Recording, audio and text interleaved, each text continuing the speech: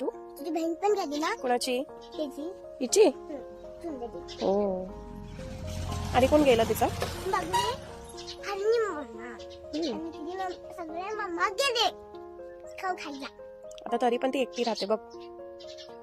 तू राहतेस का? मम्मा नसले तर पप्पा तर बघा राहतेस?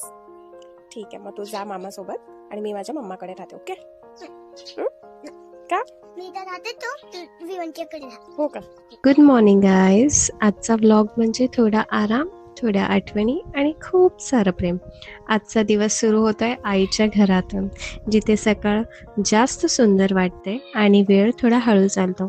तर मलाही तुम्ही कमेंट सेक्शनमध्ये सांगा की तुम्ही तुमच्या आईकडे गेल्यावरती काय काय करता. तुळशी वृंदावन. आधी आम्ही लहान होतो ना, तेव्हा ना आमच्या घरासमोर पूर्ण तुळशीने भरलेलं अंगण असायचं. खूप सुंदर दिसायचं ते. आणि हे वांग्याचं झाड 1 वर्ष आधी लावलं होतं. आता त्याला अजूनही वांगी येतात. हे गुलाबाचं झाड आहे, सदाफुलीचं झाड आहे, मोगऱ्याचं झाड आहे आणि हे आमच्या घराच्या बाजूला हौद असं म्हणतात, जिथे पाणी स्टोअर केलं जातं आणि एक छान ओटा करून घेतला जिथे आपण कपडे वगैरे धुवू शकतो.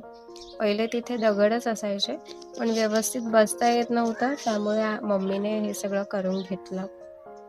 हे मलबेरीचं झाड आहे, आम्ही लास्ट इयरच लावलेलं आहे.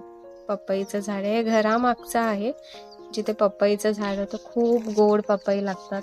आणि हे आहे आपला संक्रांती वाल, घेवड्याच्या शेंगा असंही म्हणतात. याची वेलही पूर्ण वरतीपर्यंत गेली होती, टेरेसपर्यंत.